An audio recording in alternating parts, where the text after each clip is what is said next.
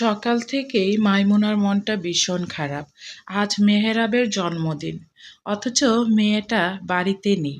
আজ গুনে গুনে 4 মাস।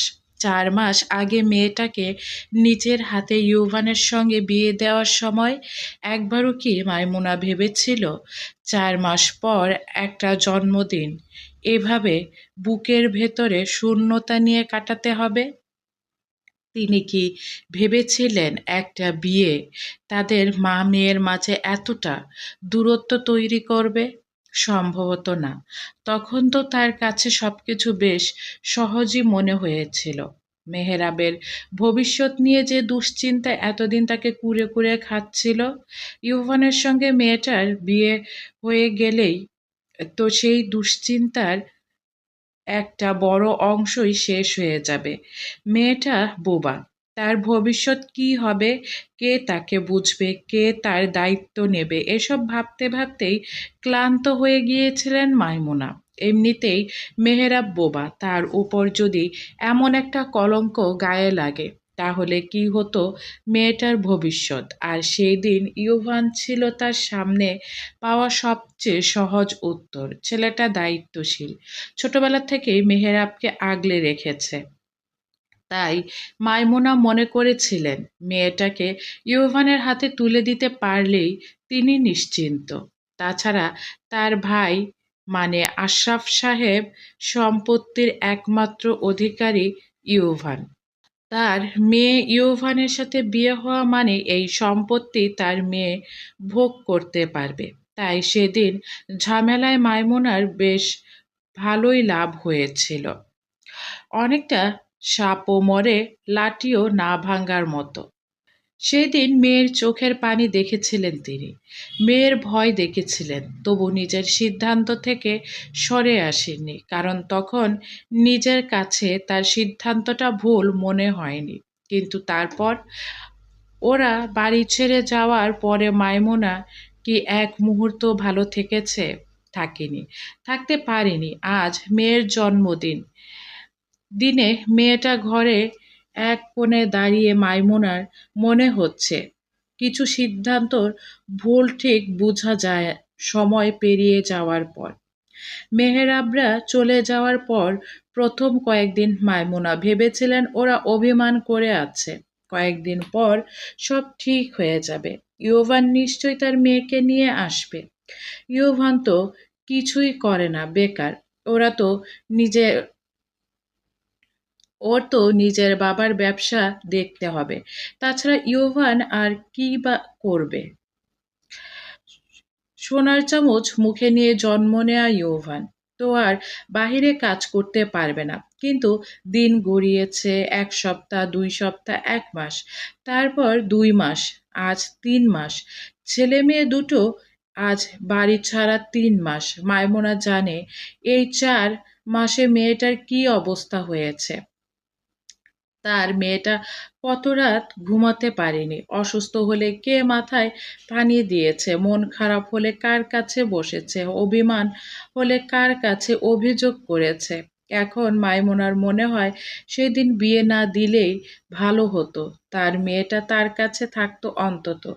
ভাইদের সম্পত্তিতেও তার ভাগ আছে কিছুটা, তা দিয়ে মেয়েটার একটা ভবিষ্যৎ করে দিতেন। মাইমুনা মেহেরাবের রুমটা ভালো করে দেখতে লাগলেন। তার মনে প্রশ্ন জাগলো, মেহেরাব কি কখনো তার মাকে মনে করেছে? প্রশ্নটা মনে আসতেই মাইমুনার বুকটা কেমন করে উঠল। ঘরের আসবাবপত্রগুলো দেখলে বুকের ভেতরটা আরো ভারী হয়ে এলো। বিছানার একপাশে মেহেরাবের পুরনো বালিশটা পড়ে আছে, টেবিলের উপর কয়েকটা বই, সবকিছুই আছে, শুধু মেহেরাব নেই। মাইমুনা ধীরে ধীরে বিছানায় বসলেন, হাত বাড়িয়ে মেয়েটার বালিশ তুলে নিলেন, বুকের কাছে চেপে ধরলেন। চোখ দুটো ভিজে উঠল মাইমুনার। এই কান্নার সঙ্গে মিশে আছে অপরাধবোধ। তিনি কি সত্যি মেয়েটার ভালো চেয়েছিলেন, নাকি নিজের চিন্তা থেকে মুক্তি পাওয়ার জন্য মেয়েটার জীবনের এমন একটা সিদ্ধান্ত নিয়ে ফেলেছিলেন? প্রশ্নের উত্তর খুঁজে পেলেন না। কেমন আছিস মা? অজান্তেই কথাটা মুখ দিয়ে বেরিয়ে গেল। মেহেরাবের তো নেই এখানে, থাকলে হয়তো অভিমানে উত্তর দিত না। তিনি কি করলেন? কিভাবে পারলেন? মাইমুনার মেহেরাবের পড়ার টেবিলের উপর থেকে মেহেরাবের একটা ছবি নিলেন। ছবির দিকে তাকিয়ে ডুকরে কেঁদে উঠলেন। তার নেওয়া সেদিনের ওই সিদ্ধান্তের জন্য সারা জীবন পস্তাবেন। সারা জীবন তাকে ভেতর থেকে কুরে ছিঁড়ে খাবে। এই কথাটা মাইমুনা কতক্ষণ ধরে কাঁদলেন জানেন না। তার হুঁশ ফিরল আশরাফ সাহেবের কথায়। কাঁদছিস কেন এইভাবে? মাইমুনা চমকে তাকালো আশরাফ সাহেবের দিকে। দরজার পাশে দাঁড়িয়ে আছেন তিনি। কিছুক্ষণ ভুনের দিকে তাকিয়ে থেকে ধীরে ধীরে ঘরের ভিতরে এলেন। মেহেরাবের ঘরটার চোখ বুলিয়ে নিলেন একবার। ঘরটা পরিপাটি। মাইমুনা নিজেই প্রতিদিন মেহেরাব আর ইউভানের ঘর গুছিয়ে রাখে। ঘরের প্রতিটি জিনিস যেন মেয়েটার অনুপস্থিতির কথাই বলে যাচ্ছে। মাইমুনার চোখের পানি মুছে ইতস্তত করে বললেন, আজকে মেহেরাবের জন্মদিন ভাই। আমার মেয়েটা কোথায় আছে, কেমন আছে কিছুই জানি না। আশরাফ সাহেব সাথে সাথে কোনো উত্তর দিলেন না। ধীরে ধীরে মাইমুনার পাশে গিয়ে বসলেন। কিছুক্ষণ নীরবে থেকে মেহেরাবের বিছানার দিকে তাকিয়ে রইলেন। তারপর শান্ত গলায় বললেন, জানিস মাইমুনা, ব্যবসায় একটা কথা আছে, কোনো সিদ্ধান্ত নেয়ার আগে শুধু লাভ ক্ষতির হিসাব করলেই হয় না। সিদ্ধান্তটা ভবিষ্যতে কোথায় গিয়ে দাঁড়াবে সেটাও হিসাব করতে হয়।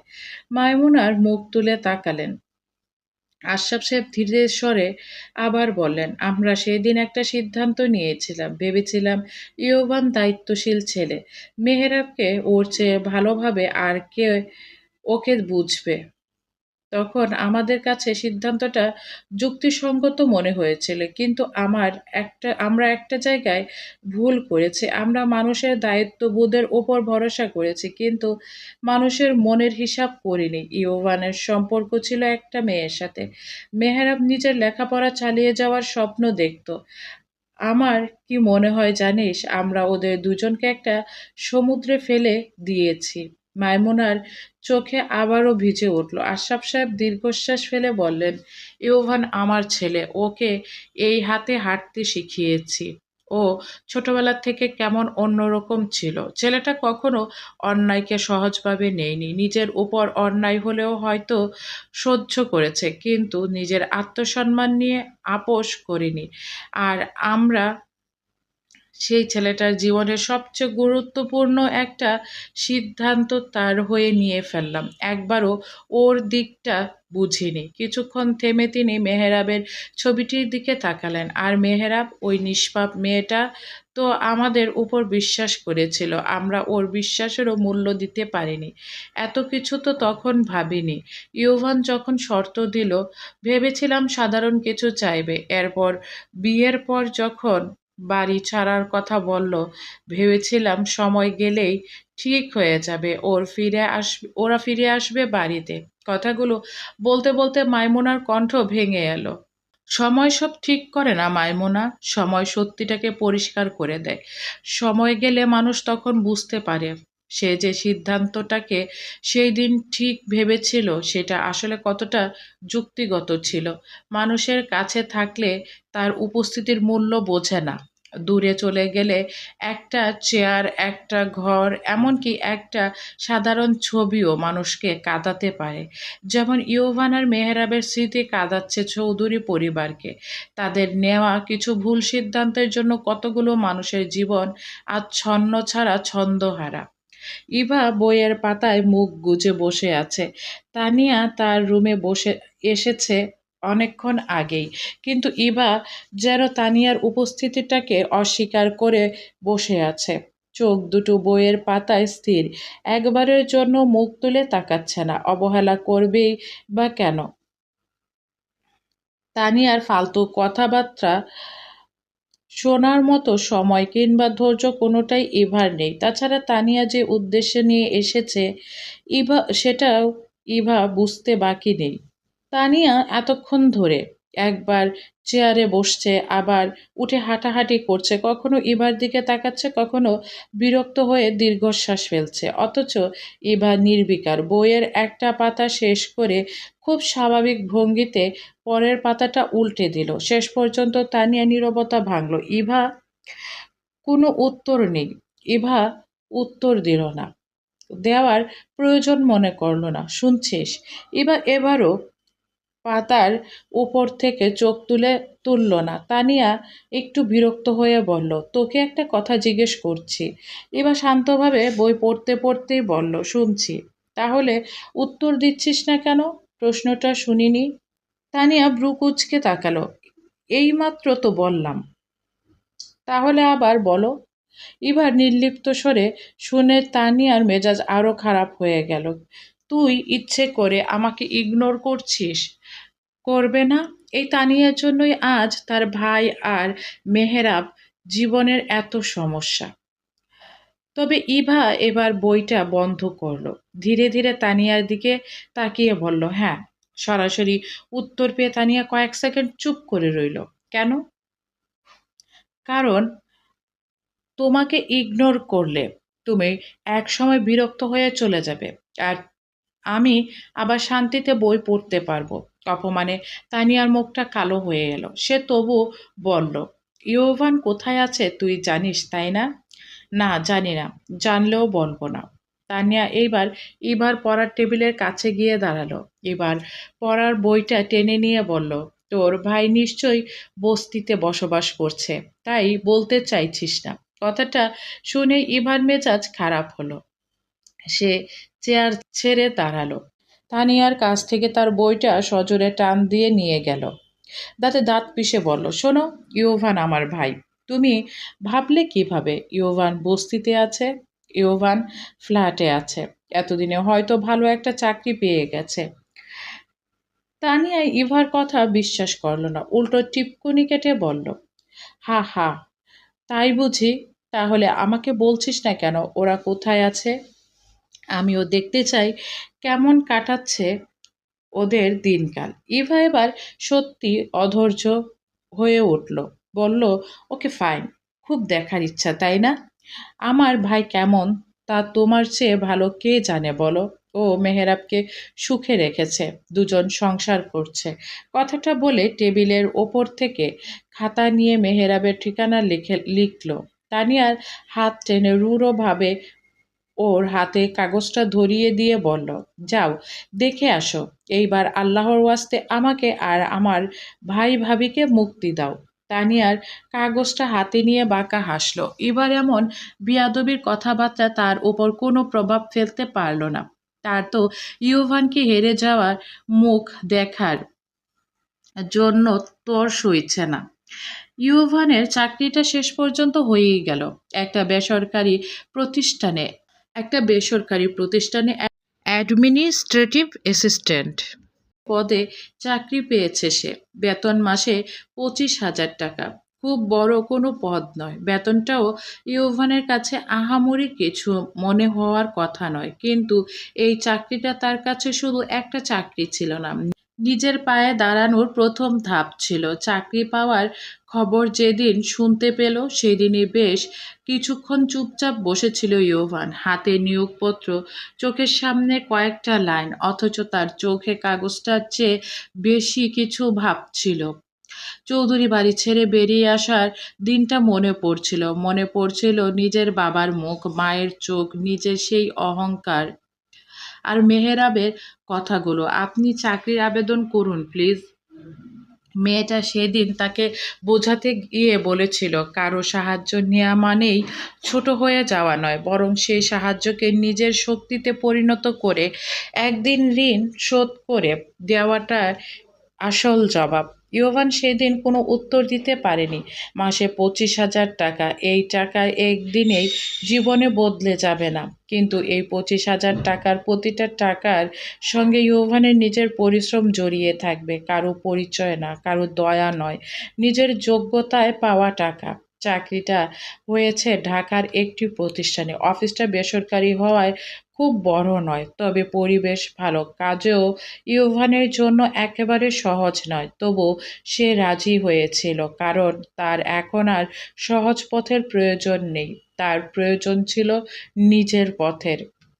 মেহেরাবকে যখন ইশারায় চাকরি পাওয়ার কথাটা জানিয়েছিল, মেয়েটা প্রথমে কিছুক্ষণ স্থির হয়ে তার দিকে তাকিয়েছিল। তারপর চোখ দুটো আনন্দে চিকচিক করে উঠল। মেহেরাব কোনো শব্দ করতে পারে না, কিন্তু তার হাসিটা সেই দিন অনেক কিছু বলে দিয়েছিল। ইউভান বলেছিল, এত খুশি হওয়ার কি আছে? আছে আছে। মেয়েটা তাকে এক মিনিটও স্থির হয়ে বসতে দেয়নি। বারবার বলেছিল, দেখেছেন, আমি বলেছিলাম না আপনি পারবেন। এভাবেই একদিন আপনি অনেক বড় স্থানে পৌঁছে যাবেন। আপনি ইউভান সেদিন প্রথমবার উপলব্ধি করতে পেরেছিল তার নিজের যে কোনো অর্জনে অন্য একজন মানুষ এত খুশি হতে পারে।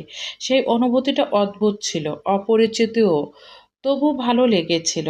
সন্ধ্যা ৬টায় জানালার বাইরে দিনের শেষ আলোটুকু ধীরে ধীরে ফিকে হয়ে আসছে। আকাশের রঙে মিশে গেছে সন্ধ্যার নরম বিষণ্ণতা। দূরের বাড়িগুলোতে একে একে জ্বলে উঠেছে বাতি। চারপাশের ব্যস্ততাও ধীরে ধীরে কমে আসছে। নিজেদের ছোট্ট ঘরটায় বিছানার একপাশে বসে আছে মেহেরাব। সামনে খোলা বই, পাশে ছড়িয়ে রাখা কয়েকটি খাতা, কলম আর নোট।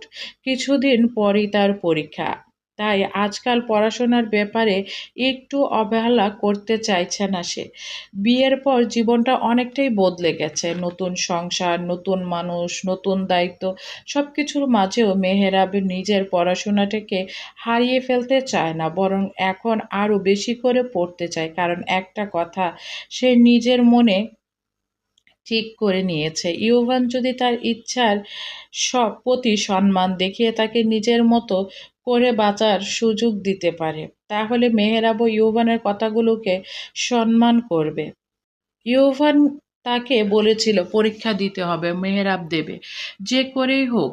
ইউভান যেমন তার কথা শুনে চাকরি করছে, মেহেরাবও তেমন ইউভানের কথার অমর্যাদা করতে চায় না। তাদের সম্পর্কে এখনো ভালোবাসার পরিচয়ে কোনো নামে বাধা পড়েনি, কিন্তু দুজনের মধ্যে যে সম্মান আর বোঝাপড়া, একটা অদৃশ্য বন্ধন তৈরি হচ্ছে, সেটা মেহেরাব অনুভব করতে পারছে। বইয়ের একটা লাইন পড়ে থেমে গেল সে।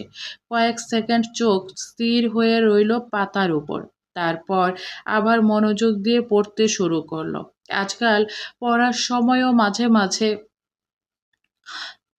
মধ্যে ইউভানের কথা মনে পড়ে যায়।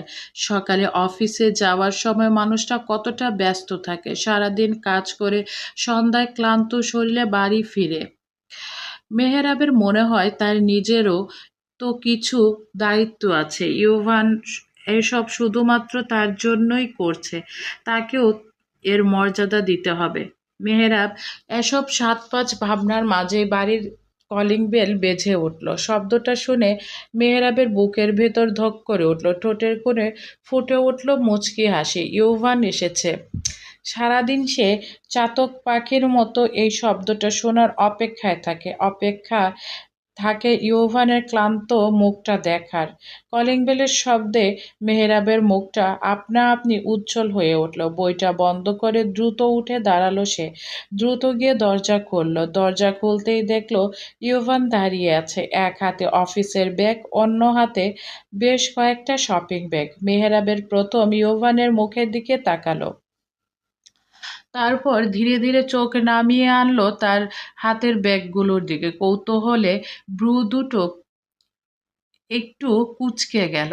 ইউভান জুতো খুলতে খুলতে বলল, এভাবে তাকিয়ে আছিস কেন? মেহেরাব ইশারায় ব্যাগগুলোর দিকে দেখিয়ে জানতে চাইল, এগুলো কি? ইউভান স্বাভাবিক গলায় বলল, আমার বেতন হয়েছে আজ। মেহেরাবের চোখে সঙ্গে সঙ্গে আনন্দের ঝিলিক দেখা গেল। সে দুহাত তুলে অভিনন্দন জানালো। ঠোঁটে ফুটে উঠল প্রশস্ত হাসি। ইউভান কয়েক মুহূর্ত চুপচাপ তার দিকে তাকিয়ে রইল, তারপর ব্যাগগুলো হাতে তুলে নিয়ে বলল, অভিনন্দন নেওয়ার কিছুই নেই। এটা আমার প্রথম উপার্জন না।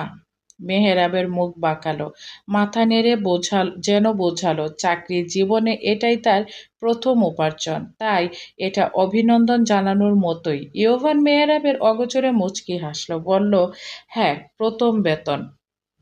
তাই প্রথমে তোর জন্য এগুলো কিনেছি। মেহেরাব থমকে গেল, চোখ দুটো বড় হয়ে গেল বিস্ময়ে। সে ইশারায় জানতে চাইল, আমার জন্য? হ্যাঁ, তোর জন্য।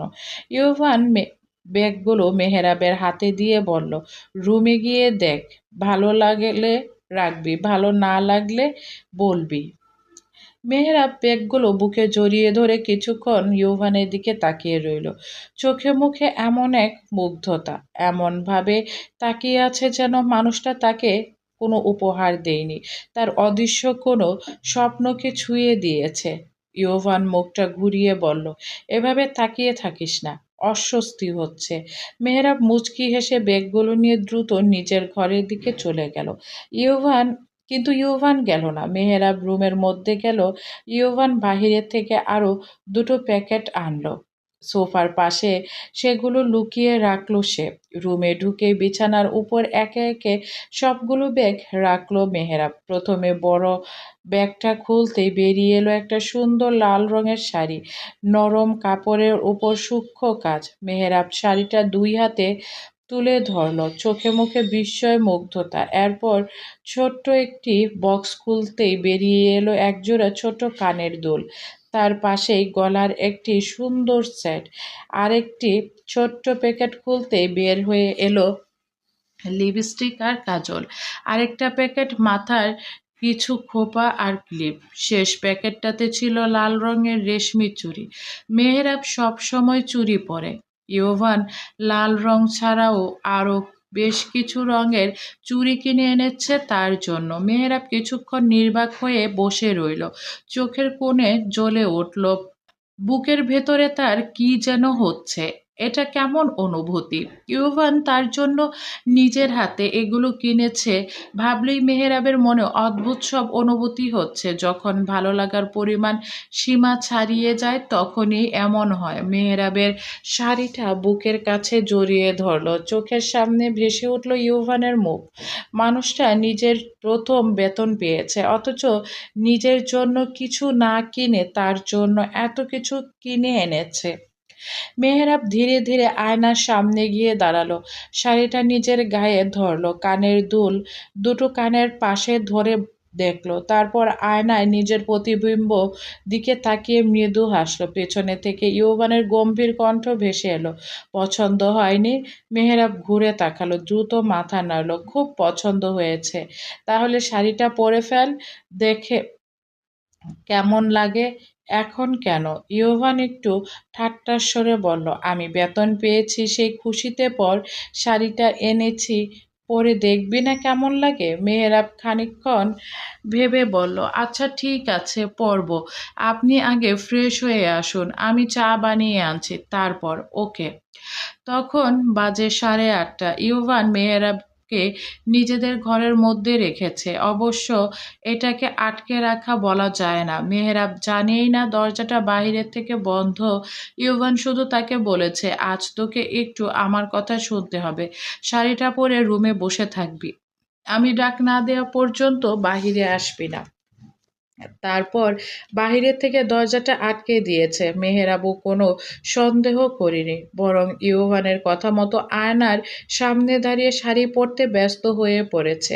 আর এদিকে ড্রয়িং রুমে ইউভান ব্যস্ত তার ছোট্ট আয়োজনটা শেষ করতে। খুব বেশি কিছু নয়, ঝলমলে আলো, ফুলের পাহাড় কিংবা বড়সড় কোনো আয়োজনও নয়। ড্রয়িং রুমের এক কোণে ছোট্ট একটা টেবিল সাজানো হয়েছে, তার উপর একটি কেক, কয়েকটি মোমবাতি আর মেহেরাবের পছন্দের কিছু খাবার।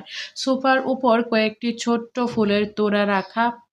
ঘরের মূল আলো জ্বালানো থাকলেও কয়েকটি ছোট্ট উষ্ণ আলো ঘরটাকে অন্যরকম কোমল করে তুলছে। সবকিছুই সাধারণ, কিন্তু ইউভানের কাছে এই সাধারণ আয়োজনটাই আজ বিশেষ। কিছুক্ষণ পর সবকিছু ঠিকঠাক দেখে সে আবার ঘরের দরজার সামনে এসে দাঁড়ালো, দরজায় টোকা দিল। ভেতর থেকে কোনো শব্দ এলো না। ইউভান আবার বলল, মেহেরাব তোর হয়েছে?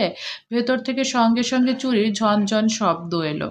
মেহেরাব দরজার কাছে এসে দাঁড়িয়েছে। ইউভান বাহিরের দরজা সরিয়ে দিল। আর ঠিক তখনই মানুষটা থমকে গেল। মেহেরাব দরজার সামনে দাঁড়িয়ে আছে। ইউভানের চোখ দুটো আটকে গেল মেহেরাবের উপর। গায়ের সেই শাড়িটা, চুলগুলো খুব সাধারণভাবে গুছিয়ে রাখা, কপালে ছোট্ট একটা টিপ, চোখের কাজল নরম রেখা, ঠোঁটে হালকা রং, কানের তার দেয়া ছোট্ট দুল, গলার সেটটা, কোনো বাড়াবাড়ি নেই, কোনো জাঁকজমক নেই। তবু ইউভানের চোখ আটকে গেল, থমকে গেল হৃদয়। সে জানে না একটা মানুষকে হঠাৎ কিভাবে এতটা আলাদা লাগতে পারে। এতদিন মেহেরাবকে সে দেখেছে পরিচিত একজন মানুষ হিসাবে। ছোটবেলার সেই মেয়েটা যাকে আগলে রাখা তার অভ্যাস ছিল, তার কাজিন ছিল মেহেরাব, যার দায়িত্ব নেয়াকে সে নিজের কর্তব্য ভেবেছে। কিন্তু আজ প্রথমবার তার মনে হলো মেহেরাব অন্যরকম। মেয়েটা তার চোখে সুন্দর, অস্বাভাবিক রকমের সুন্দর, ফুলের মতো।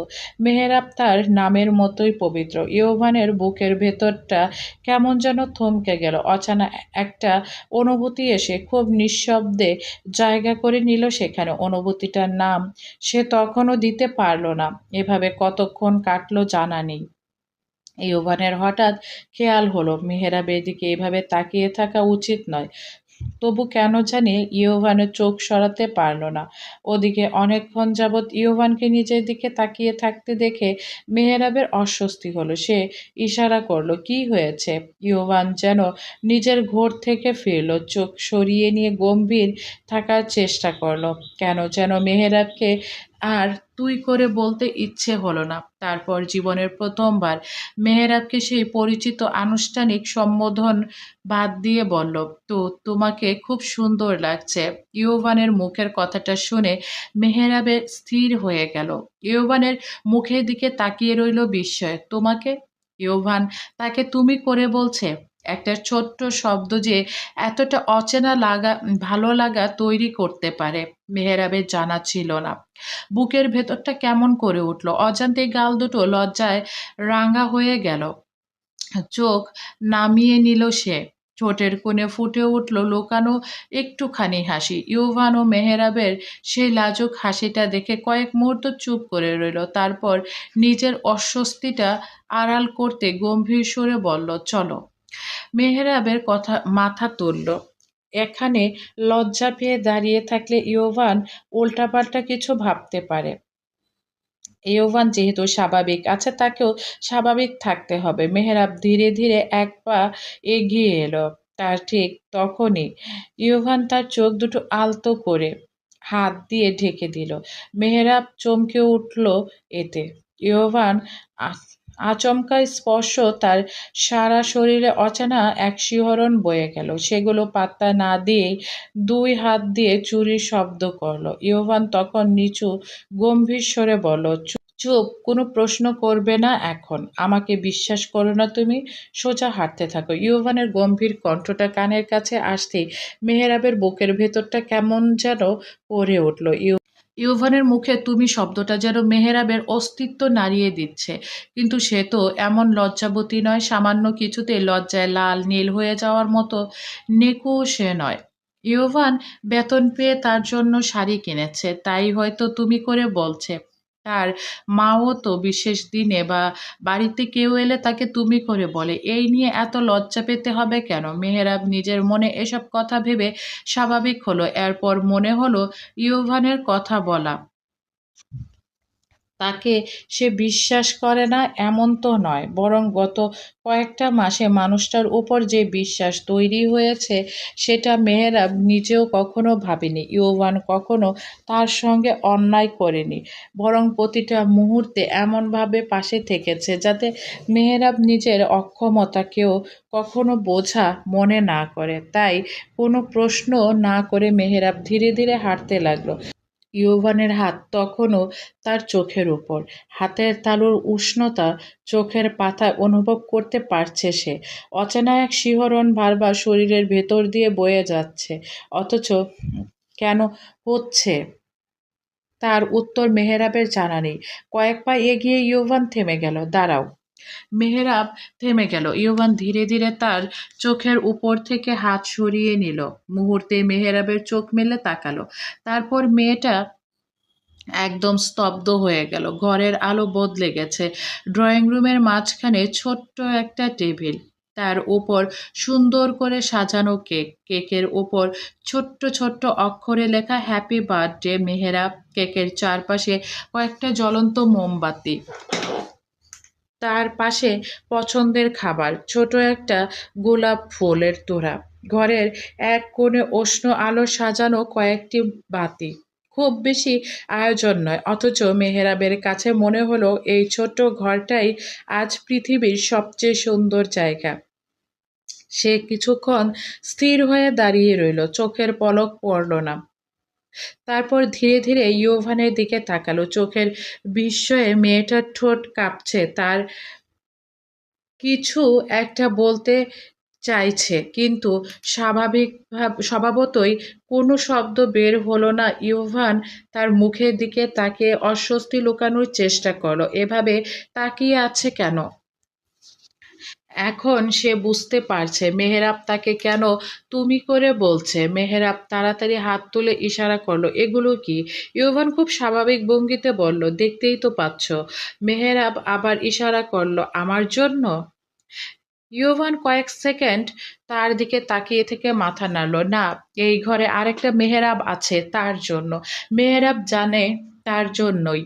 তার চোখের কোণে পানি জমে উঠল। সে দ্রুত চোখ নামিয়ে নিল। ইয়োভান সেটা খেয়াল করে নরম কণ্ঠে বলল, এই কাঁদছিস কেন? মেহরাব মাথা নাড়ল, বোঝাতে চাইল সে কাঁদছে না। ইয়োভান মৃদু হেসে বলল, মিথ্যা কেন বলছো? তোমার চোখ দুটো কিন্তু তোমার হয়ে মিথ্যা বলতে পারে না। মেহরাব এবার চোখ তুলে তাকালো। ইয়োভান কিছুক্ষণ তার চোখের দিকে তাকিয়ে থেকে বলল, আজ তোমার জন্মদিন। মেহরাব ধীরে ধীরে হাতের ইশারা করলো, আপনি মনে রেখেছেন? প্রশ্নটা দেখে ইয়োভান কিছুক্ষণ চুপ করে রইল, তারপর খুব সহজভাবেই বলল, তোমার জন্মদিন ভুলে যাব কেন? মেহরাবের চোখ আবারও ভিজে উঠল। ইউভান এবার একটু বিরক্ত হওয়ার ভান করে বলল, আবার কাঁদছো? মেহরাব মাথা নাড়ল। ইউভান দীর্ঘশ্বাস ফেলে বলল, কাঁদলে কিন্তু সবকিছু গুছিয়ে ঘরের বাহিরে রেখে আসবো।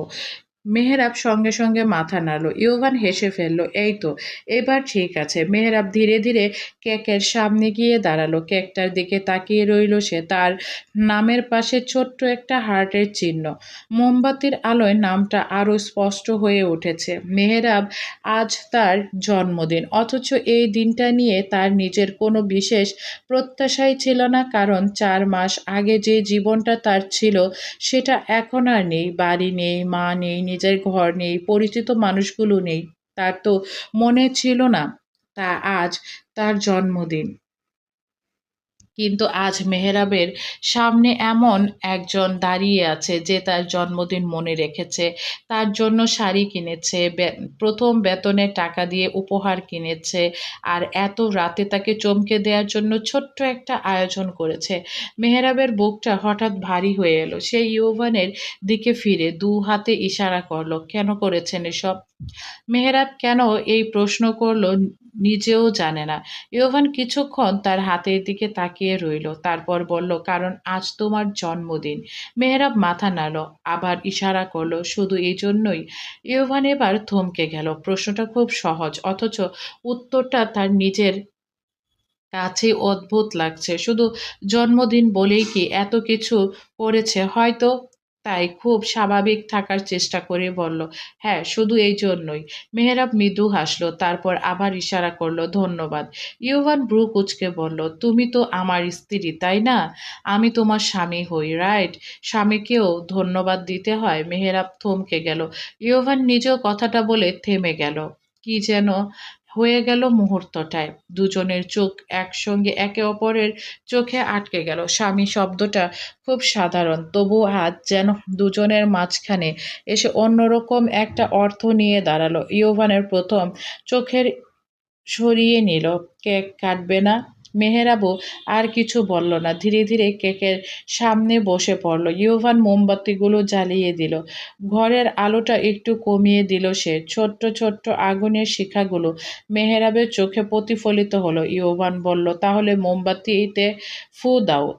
মেহেরাব সঙ্গে সঙ্গে সব মোমবাতি নিভিয়ে দিল। ঘরটা মুহূর্তের জন্য অন্ধকার হয়ে গেল। তারপর ইউভান আবার আলো জ্বালল। মেহেরাব কেক কাটল। প্রথমে এক টুকরো হাতে তুলে কিছুক্ষণ তাকিয়ে রইল। তারপর সেটা ইউভানের দিকে এগিয়ে দিল। ইউভান কেকের টুকরোটা নিয়ে মুখে দিল। তারপর মৃদু হেসে বলল, হ্যাপি বার্থডে মেহেরাব। মেহেরাব এবার নিজের জন্য একটু কেক নিল। মেহেরাব নিজের থেকেই খেতে নিল, কিন্তু থামিয়ে দিল ইউভান। সে নিজের হাতে মেহেরাবের মুখে কেকটা তুলে দিল। মেহেরাব খেতে খেতেই তার চোখে আবার কেকের উপরে লেখা নিজের নামটার দিকে চলে গেল। ইউভান সেটা খেয়াল করলো। ভালো লেগেছে? মেহেরাব মাথা নাড়ল। তারপর ধীরে ধীরে ইশারা করলো, অনেক। ইউভান কিছুক্ষণ চুপ করে রইল। তারপর বলল, একটা কথা বলবো? মেহেরাব তাকালো। আমি খুব বড় আয়োজন করতে পারিনি মেহেরাব। আমার কাছে টাকা পয়সা আগের মতো নেই, বুঝতেই তো পারছো। মেহেরাব আবার মাথা নাড়ল। ইউভান মৃদু হেসে বলল, তুমি খুশি তো? মেহেরাব এবার কিছুক্ষণ চুপ করে থেকে নিজের বুকের উপর হাত রাখলো। তারপর ধীরে ধীরে ইশারা করলো, আমি অনেক খুশি। এমন খুশি আমার জীবনে কবে শেষ হয়েছি মনে পড়ছে না। মেয়েটা অনেকদিন পর খুশি হয়েছে, আর সেই খুশির কারণ সে কেন জানি কথাটা ইউভানের ভালো লাগলো, ভীষণ ভালো লাগলো। তাহলে সে সার্থক। মেহেরাবের সেই খুশি রাখ মেহেরাবকে সে খুশি রাখতে পেরেছে। বিয়ের দিন যে কথা দিয়েছিল সে কথা সে রাখতে পারছে। সে ধীরে ধীরে বলল, তুমি কোনোদিন নিজেকে একা ভাববে না। মেহেরাব হাসিটা ধীরে ধীরে মিলিয়ে গেল। হুট করেই মুনিয়ার কথা মনে পড়ল, মায়ের কথা মনে পড়ল। তবে ইউভানের উপস্থিতিতে সে আবেগ বেশিক্ষণ টিকল না মনে। ইউভান গম্ভীর হয়ে বলল, জীবনে যত মানুষ চলে যাক, যত কিছুই বদলে যাক, তুমি একা না। মেহেরাব স্থির হয়ে তাকিয়ে রইল তার দিকে। ইউভান খুব স্বাভাবিক স্বরে বলল, আমি আছি। মেহেরাবের চোখের পানি এবার আর আটকে রাখলো না। দুটো অশ্রু বিন্দু গড়িয়ে পড়ল গাল বেয়ে। ইউভান একটু অপ্রস্তুত হয়ে গেল। আবার কাঁদছো? মেহেরাব মাথা নাড়ল। ইউভান টিস্যু এগিয়ে দিল। কেঁদো না। মেহেরাব টিস্যু নিল না, বরং হাত হাত বাড়িয়ে ইউভানের হাতটা ধরল। সে কেন এমনটা করলো নিজেও জানে না, কিন্তু তার এই কাজে ইউভান চমকে তাকালো। মেহেরাব কিছু বলল না, শুধু তার হাতটা শক্ত করে ধরে রইল। ইউভানও হাত সরিয়ে নিল না। কয়েক মুহূর্ত দুজনেই চুপ করে রইল। বাহিরে তখন রাত আরো গভীর হচ্ছে। শহর ধীরে ধীরে নিস্তব্ধ হয়ে আসছে, আর এই ঘরের ভেতরে দুজন মানুষ নীরবে বসে আছে। কোনো ভালোবাসার স্বীকারোক্তি নেই, কোনো প্রতিশ্রুতি নেই, তবু দুজনের মাঝখানে যেন অদৃশ্য কোনো সম্পর্ক ধীরে ধীরে নিজেদের নিজেদের নাম খুঁজে নিচ্ছে। মেহেরাব ধীরে ধীরে ইউভানের হাত ছেড়ে দিল। তারপর ইশারা করল, খোদার আমাকে দেওয়া শ্রেষ্ঠ উপহার আপনি। ইউভান এক দৃষ্টিতে কিছুক্ষণ তাকিয়ে রইল মেহরাবের দিকে। তারপর বলল, আচ্ছা বুঝেছি, ঠিক আছে, তাহলে তুমি এগুলো গুছিয়ে নাও, আমি একটু আসছি। ইউভান আর কিছু বলল না, আর দাঁড়ালোও না সেখানে। হঠাৎ করে তার কি হলো কে জানে। ইউভান খুব দ্রুত চলে গেল দরজার বাহিরে। ইউভানদের বাড়ি থেকে কিছুটা দূরে একটা কালভার্টের মতো জায়গা আছে। ইউভান সেখানে গিয়ে বসলো। কেন জানি তার জারিনের কথা মনে পড়ছে, ভীষণ মনে পড়ছে। এই 4 মাসে সে জারিনকে ভুলে যাওয়ার চেষ্টা করেনি এমন নয়, আবার সারাক্ষণ যে মনে পড়েছে এমনও নয়, কিন্তু সে সবসময় চেষ্টা করছে এসব থেকে দূরে থাকার, নিজেকে কন্ট্রোল করার। সে সফলও হয়েছে সব সময়, কিন্তু আজ হঠাৎ কি হলো কে জানে। আজ সে পারছে না নিজেকে শান্ত করতে। একটু আগে মেহেরাব যে কথাটা বলল, জারিনও এই একই কথা বলতো তাকে, অথচ ভাগ্য আজ তাদের কোথায় এনে রেখেছে। ইউভান অনেকক্ষণ আকাশের দিকে তাকিয়ে রইল। হঠাৎ তার মনে পড়ল বিয়ের দিনের কথা। সে সবার সামনে মেহেরাবকে কথা দিয়েছিল সে পৃথিবীর সবচেয়ে ভালো স্বামী হয়ে দেখাবে। কথাটা মাথায় আসতেই ইউভান সোজা হয়ে বসল। ঘরে স্ত্রী থাকতে সে পরনারীর কথা ভাবছে। ছি, ইউভান তো এমন চরিত্রহীন নয়। তাহলে ইউভান নিজের প্রতি বিরক্ত হলো। জারিনকে মাথা থেকে বের করে দিতে চাইল সে। চোখ বন্ধ করে তার নিজের স্ত্রীর কথা মনে করলো সে। সাথে সাথে চোখের সামনে ভেসে উঠল মেহেরাবের হাসি মাখা মুখ।